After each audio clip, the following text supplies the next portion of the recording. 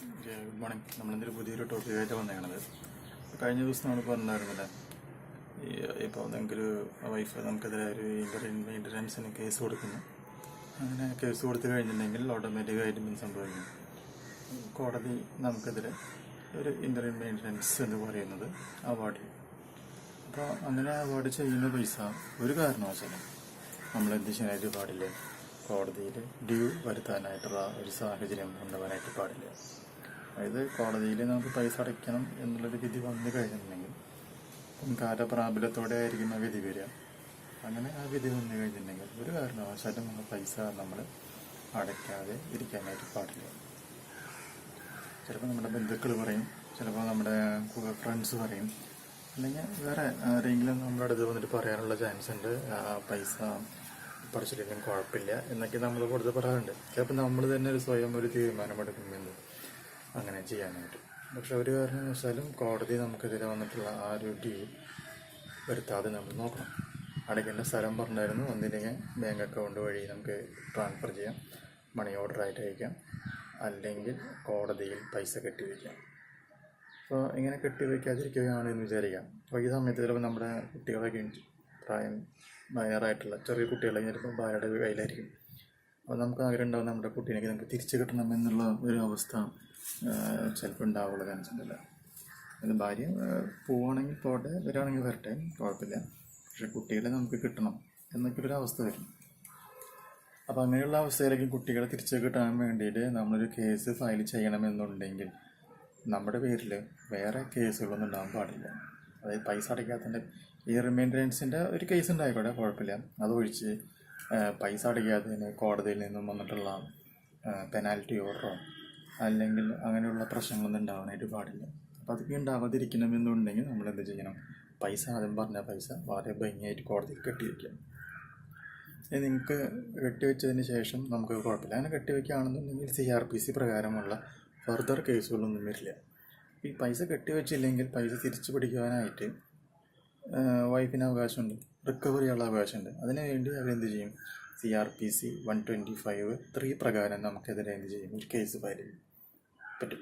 അങ്ങനെ case file ചെയ്ത് കഴിഞ്ഞാൽ ഓൺ ദ സ്പോട്ടിൽ കോടതിയിൽ നിന്ന് വിധി വരും, പൈസ റിക്കവർ ചെയ്യും. അങ്ങനെ റിക്കവർ ചെയ്ത് കഴിഞ്ഞാൽ പിന്നെ നിങ്ങൾ ശരിക്കും എന്തിനാണ് ഭാര്യയെ നെഗ്ലക്റ്റ് ചെയ്തു എന്നുള്ളതിൻ്റെ ഏറ്റവും വലിയ തെളിവായിട്ട് കോടതിയിൽ കാണിച്ച് ചെയ്യാം. പിന്നെ നമുക്ക് കുട്ടീനെ കിട്ടാനൊക്കെയുള്ള കേസ് കൊടുക്കുക എന്ന് വെച്ചിട്ടുണ്ടെങ്കിൽ വളരെ ബുദ്ധിമുട്ടായിരിക്കും കേട്ടോ. അപ്പോൾ അതുകൊണ്ട് പിന്നെ അത് മാത്രമല്ല, CRPC പ്രകാരമുള്ള ഇൻ്റർമീഡിയൻസിന് പെനാൽറ്റി കിട്ടിക്കഴിഞ്ഞിട്ടുണ്ടെങ്കിൽ അവർക്ക് ഒരു കാര്യം കൂടി ചെയ്യാനായിട്ട് സാധിക്കും. നമുക്കെതിരെ ഡൊമസ്റ്റിക് വയലൻസ് ആക്ട് പ്രകാരമുള്ള ഒരു കേസും കൂടി എക്സ്ട്രാ ഫയൽ ചെയ്യാൻ പറ്റും.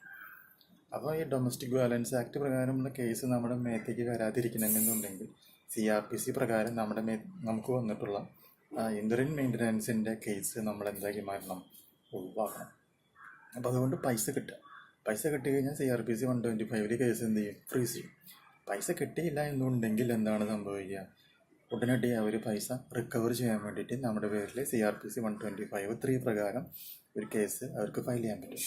പ്ലസ് എന്നും കൂടിയും സംഭവിക്കും, ഡൊമസ്റ്റിക് വയലൻസ് ആക്ട് പ്രകാരമുള്ള ഒരു കേസും കൂടിയും അവർക്ക് അഡീഷണൽ ആയിട്ട് ഫയൽ ചെയ്യാൻ പറ്റും. എന്ന് പറയുകയാണെങ്കിൽ പൈസ കെട്ടിക്കൊണ്ടിരിക്കുകയാണ് എന്നുണ്ടെങ്കിൽ പിന്നെ വേറെ ഒരു കേസും നമ്മുടെ മേത്തേക്ക് വയ്ക്കാനായിട്ട് ആർക്ക് പറ്റില്ല, വൈഫിനെ കൊണ്ട് സാധിക്കില്ല. രണ്ട് ഉപകാരം, പൈസ കറക്റ്റായിട്ട് അടച്ചു കഴിഞ്ഞാൽ. ഒന്നാമത്തെ ഉപകാരം നമുക്ക് എന്താണ്, നമ്മുടെ കൈകൾ പരിശുദ്ധമാണ് എന്ന് കോടതിക്ക് മനസ്സിലാവുകയും കുട്ടീനെ കിട്ടാൻ വേണ്ടിയിട്ടുള്ള നമ്മുടെ ശ്രമങ്ങൾക്ക് അതൊരു പ്ലസ് പോയിൻ്റായിട്ട് മാറും. രണ്ടാമത്തെ പോയിൻ്റ് എന്താ വെച്ചിട്ടുണ്ടെങ്കിൽ CRPC 125(3) പ്രകാരം നമ്മുടെ മേഖത്ത് എന്ത് വരില്ല, കേസുകളൊന്നും ചാർജ് ചെയ്യാൻ പറ്റില്ല. മാത്രമല്ല, ഈ പൈസ കറക്റ്റായിട്ട് അടച്ചുകൊണ്ടിരിക്കുകയാണ് എന്നുണ്ടെങ്കിൽ ഗാർഹിക പീഡന നിയമം അല്ലെങ്കിൽ ഡൊമസ്റ്റിക് വയലൻസ് ആക്ട് പ്രകാരമുള്ള കേസുകളും നമ്മുടെ മേത്തേക്ക് ചാർജ് ചെയ്യാനായിട്ട് അവരെ കൊണ്ട് സാധിക്കില്ല. എന്ന് പറയുകയാണെങ്കിൽ ഫർദറായിട്ട് ഒരു കേസ് നമ്മുടെ മേത്ത് ചാർജ് ചെയ്യാനായിട്ടുള്ള അവസരം ആർക്കും കിട്ടില്ല, വൈഫിന് കിട്ടില്ല. അപ്പം അതുകൊണ്ട് ചെറിയ പൈസ ആയാലും കുഴപ്പമില്ല, വലിയ പൈസ ആയാലും കുഴപ്പമില്ല, ഇൻ്ററിം മെയിൻ്റനൻസ് എന്ന് പറഞ്ഞൊരു കേസ് നമ്മുടെ മേഖത്തേക്ക് വന്നു കഴിഞ്ഞാൽ ഓട്ടോമാറ്റിക്കായിട്ട് നമ്മൾ എന്ത് ചെയ്യണം? ആ പൈസ അടയ്ക്കുന്നതായിരിക്കും നല്ലത് കേട്ടോ. അപ്പോൾ അതിൻ്റെ ഗൗരവം മനസ്സിലായി കാണുമെന്ന് വിചാരിക്കുന്നു. അതെല്ലാവരും ബുദ്ധിപൂർവ്വം നീങ്ങുക. ഓക്കെ, സത്യം ജയിക്കുക എന്നുള്ളത് തന്നെയാണ് നമ്മുടെ ലക്ഷ്യം. സത്യവും അനീതിയും തമ്മിലുള്ള യുദ്ധത്തിൽ തീർച്ചയായും ജയിക്കേണ്ടത് ആര് തന്നെയാണ്? സത്യം തന്നെയാണ്. അപ്പോൾ എല്ലാവർക്കും ഒരു ശുഭദിനം കൂടി നേരുന്നു.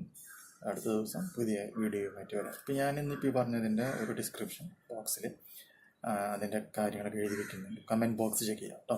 Okay, that's good.